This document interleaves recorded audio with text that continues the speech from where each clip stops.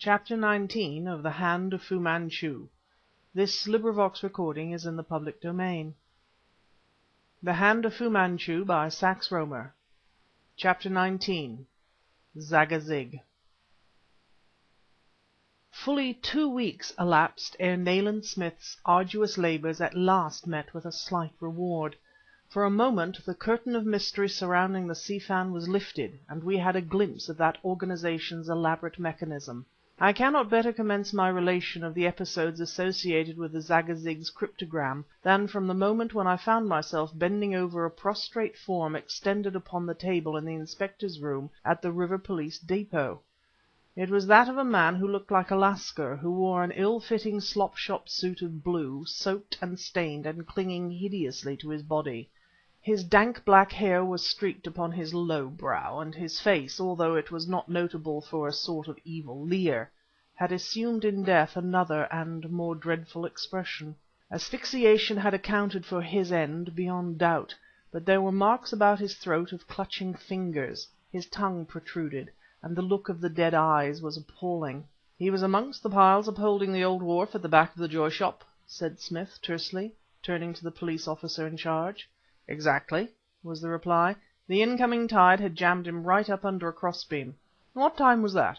"Well, at high tide last night. Hewson, returning with the 10 o'clock boat, noticed the moonlight glittering upon the knife." The knife to which the Inspector referred possessed a long curved blade of a kind with which I had become terribly familiar in the past. The dead man still clutched the hilt of the weapon in his right hand, and it now lay with the blade resting crosswise upon his breast. I stared in a fascinated way at this mysterious and tragic flotsam of old Thames.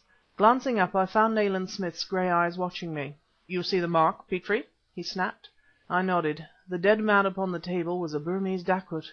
"What do you make of it?" I said slowly. "At the moment," replied Smith, "I scarcely know what to make of it. You are agreed with the divisional surgeon that the man, unquestionably a dacoit, died, not from drowning, but from strangulation. From evidence we have heard, it would appear that the encounter, which resulted in the body being hurled into the river, actually took place upon the wharf end beneath which he was found.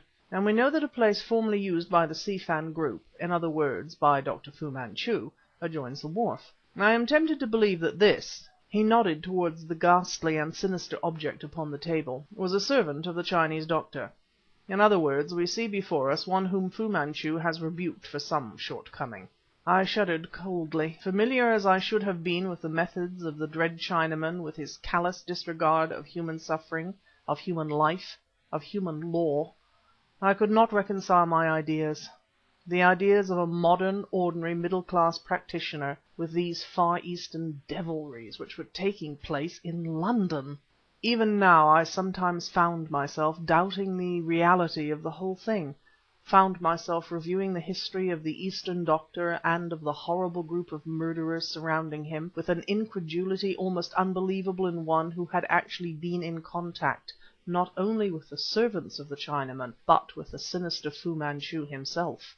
Then, to restore me to the grips with reality, would come the thought of Karamaneh, of the beautiful girl whose love had brought me seemingly endless sorrow, and whose love for me had brought her once again into the power of that mysterious, implacable being. This thought was enough. With its coming, fantasy vanished, and I knew that the dead dacoit, his great curved knife yet clutched in his hand, the yellow menace hanging over London, over England, over the civilized world, the absence, the heart-breaking absence of Karamaneh, all were real, all were true, all were part of my life.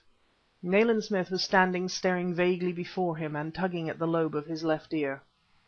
"Come along," he snapped suddenly. "We have no more to learn here. The clue of the mystery must be sought elsewhere." There was that in his manner whereby I knew that his thoughts were far away. As we filed out from the River Police Depôt to the cab which awaited us, pulling from his overcoat pocket a copy of a daily paper— "Have you seen this, Weymouth?" he demanded. With a long, nervous index finger he indicated a paragraph on the front page which appeared under the heading of "Personal."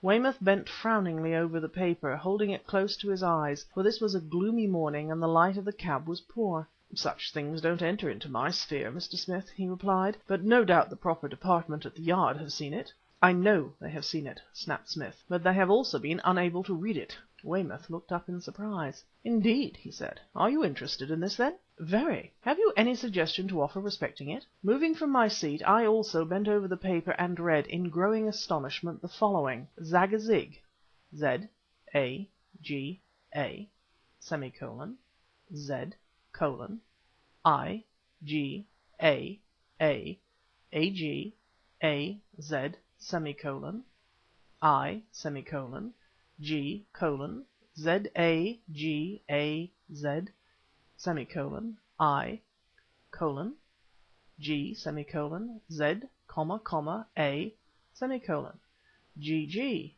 Z I semicolon G semicolon Z comma A G colon A Z I semicolon G colon Z A G semicolon A colon Z comma I G colon Z comma A G comma A colon Z comma I G full stop. This is utterly incomprehensible. It can be nothing but some foolish practical joke. It consists merely of the word Zagazig repeated 6 or 7 times, which can have no possible significance. "Can't it?" snapped Smith. "Well," I said, "what has Zagazig to do with Fu Manchu, or to do with us?" "Zagazig, my dear Petrie, is a very unsavoury Arab town in Lower Egypt, as you know." He returned the paper to the pocket of his overcoat, and noting my bewildered glance, burst into one of his sudden laughs. "You think I'm talking nonsense," he said, "but as a matter of fact that message in the paper has been puzzling me since it appeared yesterday morning, and at last I think I see the light." He pulled out his pipe and began rapidly to load it. "I have been growing careless of late, Petrie," he continued, and no hint of merriment remained in his voice. His gaunt face was drawn grimly, and his eyes glittered like steel. "In future I must avoid going out alone at night as much as possible." Inspector Weymouth was staring at Smith in a puzzled way, and certainly I was every whit as mystified as he.